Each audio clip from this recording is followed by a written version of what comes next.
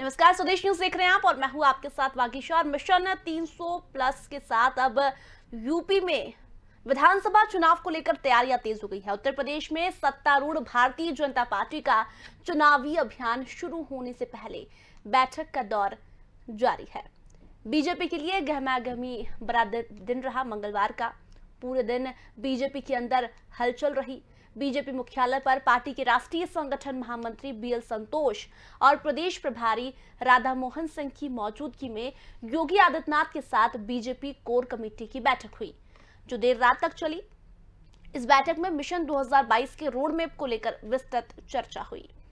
बैठक में निर्णय लिया गया कि अगले साल के चुनाव में पार्टी संगठन 300 पार के नारे के साथ चुनावी मैदान में उतरेगा।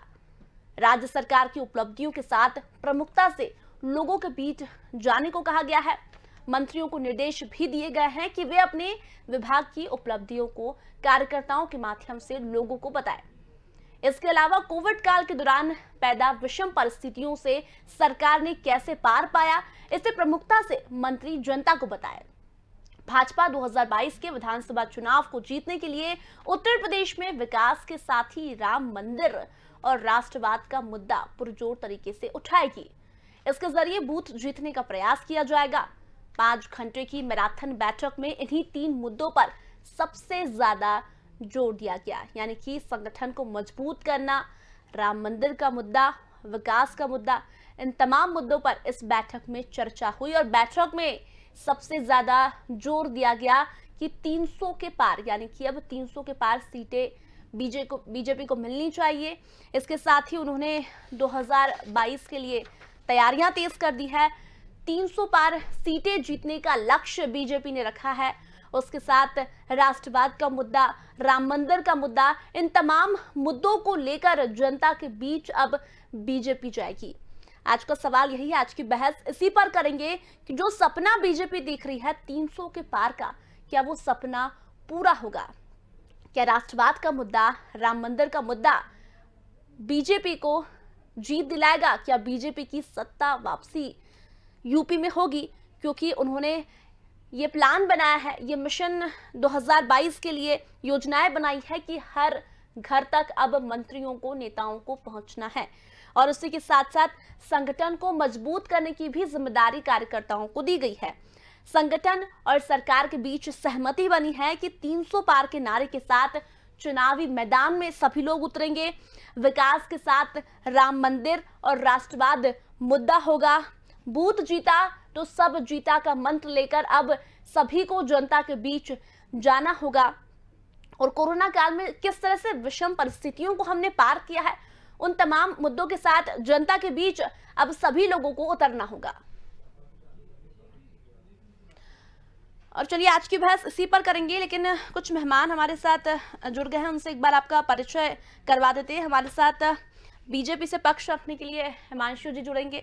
हमारे साथ सपा प्रवक्ता कपिल श्रीवास्तव जी जुड़ गए हैं।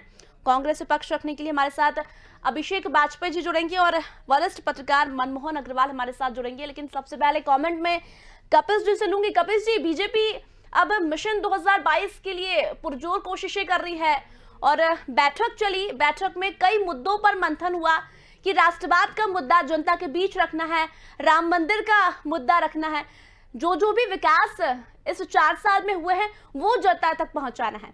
आपको क्या लगता है, इतनी तैयारियां और उसके बाद तमाम तैयारियों पर चर्चा हुई, ये जो मुद्दे रखे हैं क्या ये सही साबित होंगे 2022 में? क्या इन मुद्दों के द्वारा एक बार फिर बीजेपी सत्ता में वापसी करेगी?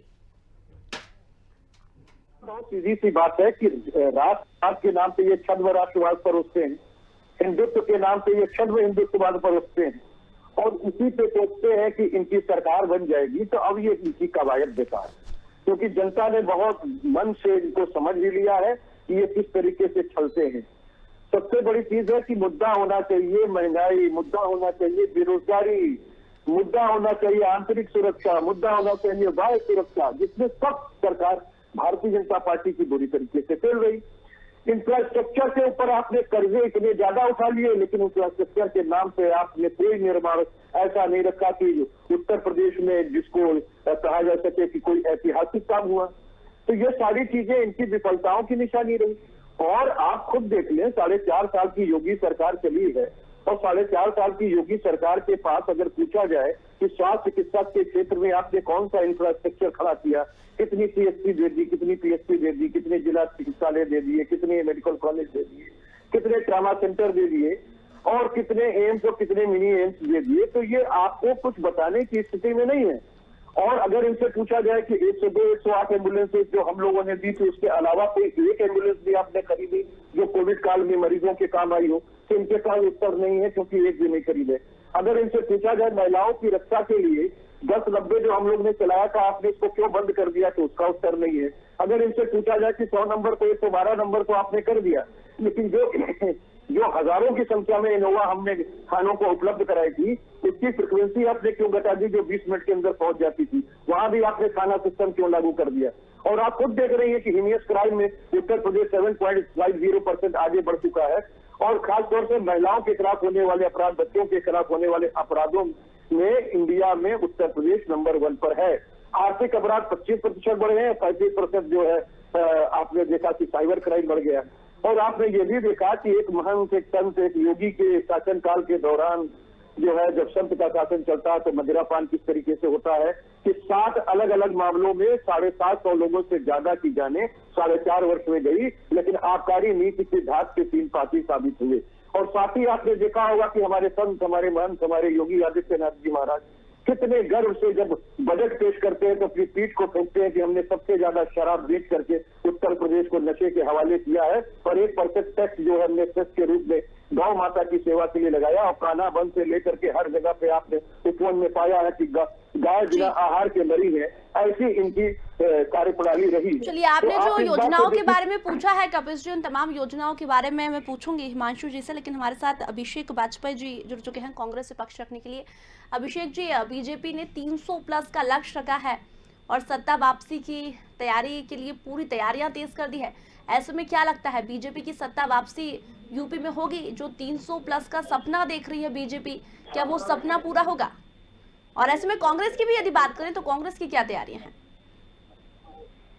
हेलो जी बिल्कुल, अभिषेक जी कहिए, आपको मेरी आवाज आ रही है? एक बार अपना प्रश्न वापस से दोहरा दें। जी बिल्कुल बिल्कुल, बीजेपी ने एक लक्ष्य रखा है कि 300 प्लस यानी कि 300 के पार सीटें बीजेपी के खाते में आनी चाहिए और एक बार फिर सत्ता वापसी के लिए बीजेपी ने तैयारियां तेज कर दी है। ऐसे में आपको क्या लगता है, जो 300 प्लस का सपना देख रही है बीजेपी, वो पूरा होगा? देखिए, हवाई जिसे हमारे यहाँ कहते हैं कि मुंगेरी लाल के हसीन सपने। आपने पश्चिम बंगाल का चुनाव देखा, आपने पंचायत का चुनाव देखा, आपने लगातार सभी चुनाव आप देख रही हैं कि बीजेपी की स्थिति क्या है। और अगर आप देखिए, उत्तर प्रदेश में योगी आदित्यनाथ जी की सरकार लगभग 4.5 से पौने 5 साल चलते हुए हो गया, लेकिन अगर इनसे विकास के नाम पे कोई प्रश्न पूछ दिया जाए या जनता के नाम पे कोई प्रश्न पूछ दिया जाए तो सरकार सिर्फ विपक्ष के ऊपर हमला करके और अपनी जिम्मेदारियों से बचते हुए सिर्फ इतना ही कहती है कि हमने विकास किए हैं, लोगों के लिए काम किए हैं। अगर विकास और लोगों के लिए काम किए होते तो मुझे लगता है कि किसी चीज को गिनाने की जरूरत ना पड़ती और सामने दिख रहा होता। आप उत्तर प्रदेश में देखिए, वो लोग कहाँ चले गए, वो केंद्रीय नेत्री कहाँ चली गई जो रैंप वॉक करते हुए आती थी, प्याज टांगते हुए और सिलेंडर लेकर के आती थी कि बहुत महंगाई है, बहुत महंगाई। आज वो महंगाई कहाँ चली गई? क्योंकि उत्तर प्रदेश की जनता प्रभावित हो चुकी है भारतीय जनता पार्टी के झूठे वादों से। तो अभिषेक जी, क्या यूपी की जनता कांग्रेस को चाहती है? आपने कहा आपने यूपी पंचायत चुनाव देखा, पश्चिम बंगाल चुनाव देखा, लेकिन हमने कांग्रेस को कहीं भी नहीं देखा, ना पश्चिम बंगाल में देखा, ना यूपी पंचायत में देखा। आप वो दौर याद कीजिए जब उत्तर प्रदेश में उत्तर प्रदेश में कांग्रेस की सरकार थी। जब कांग्रेस की सरकार थी तब क्या माहौल था, तब कितनी महंगाई थी, तब कितनी सारी चीजें थी, तब आपने देखा। आज उत्तर प्रदेश की जनता मांग कर रही है कि कांग्रेस पार्टी चाहिए, कांग्रेस पार्टी को आना चाहिए, इसीलिए जनता का प्यार और सहयोग हमें मिल रहा है। अभिषेक जी, ये तो हमें भी समझ नहीं आ रहा है कि यूपी की जनता चाहती क्या है। बीजेपी के लोग बोलते हैं यूपी मांगे योगी, सपा के बोलते हैं यूपी मांगे अखिलेश, आप कह रहे हैं यूपी मांगे कांग्रेस। आप ये बताइए, जो पार्टी जनता के पैसों को उनके हकों को दबा गई। जहां तक कि श्री रामचंद्र के नाम पे लोगों के चंदे को खा गई। और छोड़िए अयोध्या नगरी में 14 कोसी परिक्रमा के जो मार्ग था, चलिए उसका अभिषेक जी 700 करोड़ आपके से सवालों के ज्यादा का जवाब गबन लेते कर हैं, लिया, हिमांशु जी से तो लेते और हैं। क्या कहा जा सकता जी है। चलिए आपके सवालों के जवाब लेते हैं। हिमांशु जी हमारे साथ जुड़े हुए हैं। हिमांशु जी आपने बात सुनी ही होगी अभिषेक जी की, और कपिश जी भी हमारे साथ जुड़े हुए हैं। 300 प्लस के नारे के साथ अब बीजेपी चुनावी मैदान में उतरी है। ऐसे में विपक्षी दलों द्वारा लगातार आरोप बीजेपी पर लगाए जा रहे हैं, क्या कुछ कहेंगे आप इस पर? देखिए, ऐसा है कि जब हम लोगों ने 5 वर्ष पूर्व अब की बार 300 पार का नारा दिया था, तब भी इन लोगों के पास यही झूठे जुमले थे और उसी के आधार पर ये लोग फिर आगे बढ़ रहे हैं। इस बार 300 के पार नहीं, हम लोग 350 के पार जाएंगे। और ये लोग चूंकि ना तो जनता के जनादेश को मानते हैं, 2014 में इनकी क्या हालत हुई, 2017 में क्या हालत हुई, 2019 में क्या हालत हुई, ये बार बार इन्होंने सारे लोगों ने साथ में गठबंधन बनाकर भी इनकी स्थिति बन रही कि ये कहीं के नहीं रहे। हम लोगों ने 2014 में विजय प्राप्त की, 2017 में प्राप्त की, 2019 में प्राप्त की और 2022 में उससे बड़ी विजय होने वाली है। कांग्रेस, सपा, बसपा तीनों एक साथ मिल गए। और कांग्रेस की तो मैं बताऊं, ये स्थिति हो गई है कि कांग्रेस दूसरों की खुशियों में खुशियां तलाशने लगी। लेकिन हिमांशु जी बंगाल में स्थिति इनकी ये हुई कि बंगाल में 34 साल शासन करने वाली सीपीएम 0 पर आई। ये भी पिछली बार लगभग 44 सीटों पर थी। हिमांशु जी शायद आपने सुना होगा, जी आपने सुना होगा अभिषेक जी कह रहे हैं कि यूपी मांगे कांग्रेस, और आप वो दौर याद कीजिए जब कांग्रेस की सरकार हुआ करती थी, जब ये जो महंगाई थी ये नहीं थी।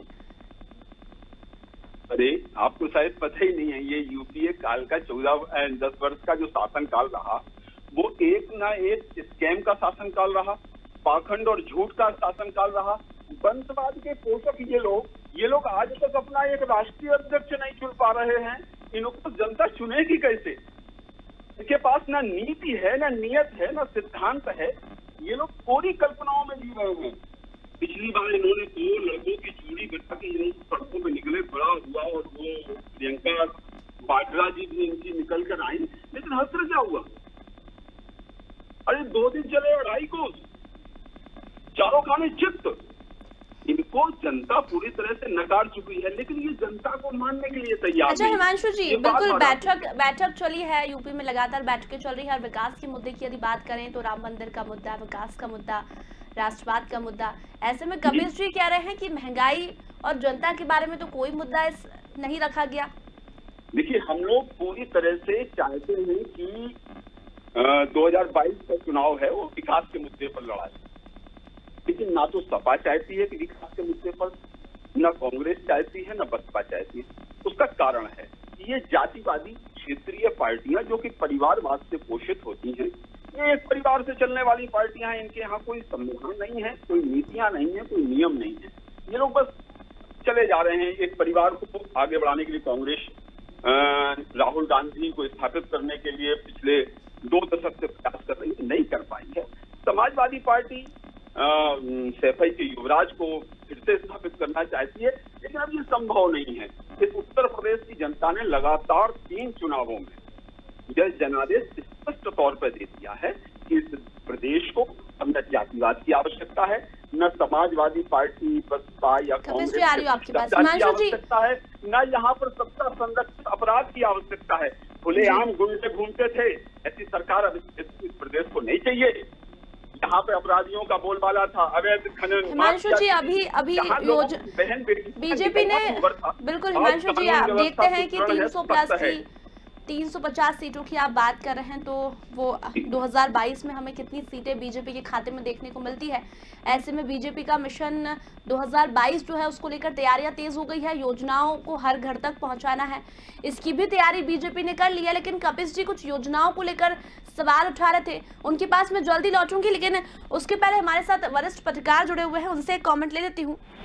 सर, आपसे मैं जानना चाहूंगी, बीजेपी ने राष्ट्रवाद का मुद्दा रखा है 2022 के लिए, राम मंदिर का मुद्दा रखा है, विकास का रखा है, योजनाओं का रखा है। ऐसे में आप कैसे देखते हैं इन तमाम मुद्दों को? जी भागीसा जी। जी हाँ, मनमोहन बोल रहा हूँ। जी जी कहिए सर। सर आप ही से कमेंट लिया मैंने, आप कैसे देखते हैं यूपी के 2022 में जो चुनाव होने वाले हैं उसको? देखिए, ये जो हिंदुत्व और ये राम मंदिर जो है, राम मंदिर तो बहुत पहले का ही मुद्दा है। भारतीय जनता पार्टी का कोई नया इशू तो है नहीं। हेलो जी जी बिल्कुल, मैं आपको सुन पा रही हूँ मनमोहन जी, आप कहिए। हाँ, अभी ये तो राम मंदिर का मुद्दा तो भारतीय जनता पार्टी का पुराना मुद्दा रहा है, कोई नया मुद्दा तो है नहीं। और अब तो वहाँ मंदिर का निर्माण भी शुरू हो गया है। हाँ, अयोध्या का विकास जरूर भारतीय जनता पार्टी की सरकार जो है वो दूसरे तरीके से करा रही है। पहली बार वहाँ इस तरह का विकास हो रहा है। मगर जो 300 प्लस का मामला है, अभी भारतीय जनता पार्टी के अंदर ही जो आपसी मनमुटाव और मतभेद चल रहे हैं वो थोड़ा गंभीर स्थिति के हैं। हालांकि उसका पटाक्षेप करने के लिए लगातार 1 महीने से राष्ट्रीय नेतृत्व जो है प्रदेश नेतृत्व के बीच समन्वय बनाने का काम कर रहा है। इसको लेके भारतीय जनता पार्टी के राष्ट्रीय नेता जो है लगातार लखनऊ के आकर के यहाँ बैठकें कर रही हैं, बैठकों का दौर चल रहा है।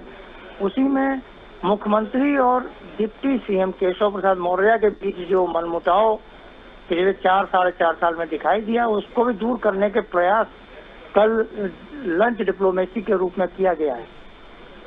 तो अब इसमें यह है कि पहले भाजपा को अपने घर को ठीक करना होगा और वहीं विपक्ष में भी मुख्य विपक्षी दल समाजवादी पार्टी भी मजबूत स्थिति में दिखाई दे रही है, क्योंकि जिस तरह जिला पंचायत के चुनाव हुए हैं और जिला पंचायत के चुनाव जो कि जनता के द्वारा सीधे जिला पंचायत सदस्य का चुनाव होता है, उसमें समाजवादी पार्टी की ताकत बिल्कुल मनमोहन जी, अब देखना होगा कि तमाम पार्टियां जब चुनावी मैदान में उतरी है तो अब 2022 में आखिर यूपी में गद्दी किसकी होती है। कपिल जी आपके पास आऊंगी, आप कुछ कह रहे थे, कहिए। देखिए बालिशा, बहुत सीधी सी बात यह है कि हमारे जो भाजपा के वक्ता बैठे हैं, इन्होंने जिन भी मुद्दों को उठाया उसमें तो ये विफलता की कहानी स्वयं बयान कर रहे हैं। मैं इस वजह से कह रहा हूँ कि देखिए राष्ट्रवाद का क्या मतलब होता है, परिभाषा पूछिए तो वही गोल मोल बता देंगे। कौन व्यक्ति राष्ट्रवाद नहीं कर रहा? जो भी आदमी इस देश को बढ़ाने का काम कर रहा है, लीगल काम कर रहा है, नैतिक काम कर रहा है, वो सब राष्ट्रवाद कर रहे हैं। राष्ट्रवाद की जनता प्रणेता नहीं है भारतीय जनता पार्टी कि इनकी उस पर एक मोहर लगी हुई है कि इनके अलावा कोई दूसरा राष्ट्रवादी नहीं है। तो राष्ट्रवादी खुद तो वही कहता है जो होता नहीं है, क्योंकि वो पीडीपी से संबंध रखता है। वो महबूबा मुफ्ती को पहले आतंकवादियों की पार्टी कहता है, फिर उनसे तालमेल कर लेता है, उसके बाद 3.5 साल की मलाई चाट करता है और फिर उसके बाद देखिए कहता है कि नहीं इनसे कोई बात नहीं होनी चाहिए पाकिस्तान से। सबसे पहले न्योता वहीं जाता है, बिरयानी खाने के लिए प्रोटोकॉल तोड़ के उतर जाता है और उसके बाद पठानकोट हमले की जांच जो है वो ISI से करा के भारत की प्रभुसत्ता जो प्रभु सत्ता संपन्न हम गणराज्य थे उसके स्टेटस को खो दिया जाता है। तो पाकिस्तान ने तो स्वयं कह दिया कि भाई हम प्रभुत्व संपन्न है, हम अपने आप की एजेंसी से जांच नहीं कराएंगे। लेकिन इन्होंने यू टर्न लिया, थूक के चाटा। ये पूरी देश में देखी है कि किस तरह का राष्ट्रवाद है। ये इनका कैसा राष्ट्रवाद है कि कश्मीर के अंदर 9000 जो पत्थरबाज थे जिन्होंने सेना पर हमले किए थे, इन पर से इन्होंने सारे मुकदमे उठा लिए और बुरहान वानी के भाई को इन्होंने मुआवजा दिया है वादी के फंड से। तो आप सोचिए कि किस तरह की राष्ट्रवादी सरकार है। अब हिंदुत्ववाद पे आ जाते हैं, हमारे यहाँ का हिंदुत्ववाद इसी कोविड काल में दिखाई दे गया। राम नामी चादर जो है शवों पर से खींचा जा रहा था और शवों को छुपाया जा रहा था, JVC खोदा जा रहा था। नदियों में हजारों हिंदुओं के शव अपनी अंत्येष्टि के न होने की वजह से बह रहे थे, कुत्ते रोज करके खा रहे थे। और डबल इंजन की हिंदुत्ववादी सरकार ऐसी चल रही थी एक संत की, जो कि पूरे देश में देखा। कपिल जी, आपने योजना और मुद्दों की बात की, तो समाजवादी पार्टी किन मुद्दों को लेकर जनता के बीच पहुंचने वाली है? बाजिशा, मैं इनकी बात पहले पूरी कर दूं, नहीं तो बात अधूरी रह जाएगी। हम तो कहेंगे ही, हम तो असल विकास पे लड़ेंगे। मैं तो सीधी बात कह रहा हूं कि इनके हिंदुत्ववाद का भी चेहरा सामने आ गया। अब चलिए बात कर लेते हैं राम मंदिर की। राम मंदिर इनका है ही नहीं। सुप्रीम कोर्ट के आदेश से राम मंदिर का निर्माण हो रहा है, ट्रस्ट का निर्माण केंद्र सरकार ने किया, उससे भारतीय जनता पार्टी का क्या लेना देना। तो ये तो अगर 29 साल पहले बनवाए होते और जिस आंदोलन को लेकर के चले थे सुप्रीम कोर्ट के आदेश की अवहेलना के पहले बना लिए होते, अवहेलना करते हुए बना लिए होते, मान लेते भारतीय जनता पार्टी का है, तो राम मंदिर इनका मुद्दा नहीं। हाँ, इनका मुद्दा इतना जरूर है कि अभी भ्रष्टाचार खुल करके सामने आया है, उस पर इन्होंने कोई जांच नहीं बैठाई है, ये जरूर इनका मुद्दा है। और दूसरी बात मैं आपको कहना चाहूंगा कि अभी कह रहे थे कि विकास हम लोगों ने बहुत अच्छा किया। अरे फील गुड भी ट्रॉफी लेकर आया था, इंडिया शाइनिंग भी ट्रॉफी लेकर आया था। क्या हुआ था? 10 साल केंद्र में चले गए, 15 साल उत्तर प्रदेश से चले गए, 5 साल में उत्तर प्रदेश में आपने क्या विकास का काम कर दिया? आपने सारा पुनरुद्धार जो हमने किया था उसी को आप अपने नाम कर दिए। आपने हिमांशु जी जवाब दीजिए, समय बहुत कम है मेरे पास। कपिल जी की बातों का जवाब दीजिए हिमांशु जी। चिकित्सालय का नाम बदल दिया आपने, कैंसर हॉस्पिटल को अब जाकर के कोविड में कहा कि हम लोग ने किया, बाल चिकित्सा संस्थान में गिनौते जा रहा बगीचा, इनसे कहिए ये पेड़ लेकर के नोट चले। कपिल जी जवाब नहीं देना, उनसे समय बहुत कम है मेरे पास, मुझे उन्हें भी मौका देना पड़ेगा। हिमांशु जी कहिए, इन्होंने जो सवाल उठाया उसका जवाब दीजिए। कपिल जी आपको बोलने का मौका दिया ना मैंने, उन्हें भी बोलने दीजिए। हिमांशु जी कहिए। किस तरीके का विकास है कि कपिल जी किस तरीके का विकास है कि जीडीपी माइनस में जा रही है। भारतीय जनता पार्टी को कुल्लू और पानी में डूब करना चाहिए। इन्होंने 7% से ज्यादा बेरोजगारों को आत्महत्या के लिए सरकार दिया है और एनसीआर भी क्या करे बताते हैं कि किसानों से भी ज्यादा शिक्षित बेरोजगारों ने इनकी नीतियों की वजह से आत्महत्या की है। हिमांशु जी कहिए अब आप। अरे ये जो समाजवादी पार्टी के प्रवक्ता हैं, इनको राष्ट्रवाद समझने के लिए पहले यहाँ की संस्कृति को समझना होगा। राम भक्तों पर गोलियां चलाने वाले हिंदुओं की दुहाई दे रहे थे। कपिल जी ने कहा, कपिल जी ने कहने दीजिए। गोलियां चलवाई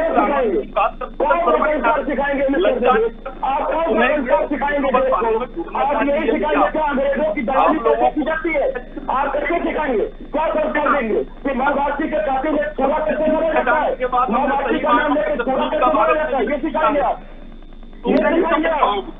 तुम नहीं समझ, तुम के भावना से बाहर चले जा रहे हैं, विश्व बंधुत्व के भावना से बाहर जाकर के आप कौन सा संस्कार देना चाहते हैं, कौन सी गंगा यमुना सभ्यता देना चाहते हैं। भैया तुमको विकास देखना है, तुमको विकास नहीं दिखाएगा, तुमको नहीं दिखाई देगा जब गरीब का एक कोरोना काल में अभियान किया जा रहा है, तुमको नहीं दिखाई देगा शौचालय बनवाया जा रहा है, तुमको नहीं दिखाई देगा उज्ज्वला योजना के अंतर्गत गरीब परिवार के घर तक गैस का कनेक्शन पहुंचाया जा रहा है।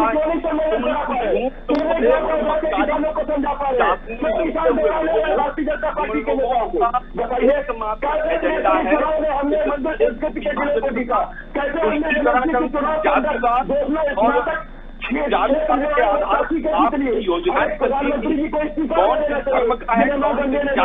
के आधार पर रेवड़ियां बांटते थे, नौकरियों में भ्रष्टाचार कर डाला। अरे उद्योग नहीं आज आप चाइना से लगाना है, आपके सतीश चंद्र, आपके सतीश जी क्या करते थे, कैसे अपने भाई को नौकरी पे लगा दिया, इस बारे में बताना चाहिए था आपको। अरे आप लोग सिर्फ लोगों का शोषण कर सकते हैं, चंदा खा सकते हैं, महिलाओं बहनों की इज्जत तार कर सकते हैं। इज्जत तो आपकी तो समाजवादी पार्टी की गुंडों की सरकार, उस समय तो बहन बेटियों का घर से निकलना दूभर हो गया था। ठीक है, बताइए कि कैसे आपने कौन है वो, कैसे आपने दिया।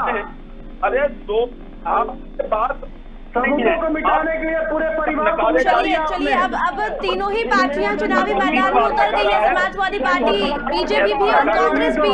ऐसे में जनता तक पहुंचने में कौन कामयाब होगी और जनता किसे चुनती है, यूपी में आखिर कौन बैठेगा गद्दी पर, यूपी का सिकंदर कौन होगा, ये 2022 में देखने वाली बात होगी। फिलहाल समय की कमी के चलते चारों ही मेहमानों को धन्यवाद कह रहे हो। तो बता दें यूपी के लिए अब चुनावी मैदान में तमाम पार्टियां उतर गई है। बीजेपी ने अपनी तैयारियां तेज कर दी, वहीं समाजवादी पार्टी और कांग्रेस की भी तैयारियां लगभग शुरू हो गई है।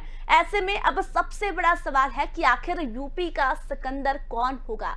क्या बीजेपी की सत्ता वापसी होती है या फिर समाजवादी पार्टी जो पंचायत चुनाव के आधार पर सत्ता या गद्दी पर बैठने के लिए सपने देख रही है, क्या वो समाजवादी पार्टी यूपी के दंगल में जीतती है या फिर वो कांग्रेस जो प्रियंका गांधी के चेहरे पर चुनाव लड़ रही है, उस कांग्रेस को यूपी की सत्ता हासिल होती है। ये देखने वाली बात होगी। फिलहाल चर्चा में इतना ही, जल्दी लौटेंगे, तब तक बने रहिए स्वदेश न्यूज के साथ। नमस्कार।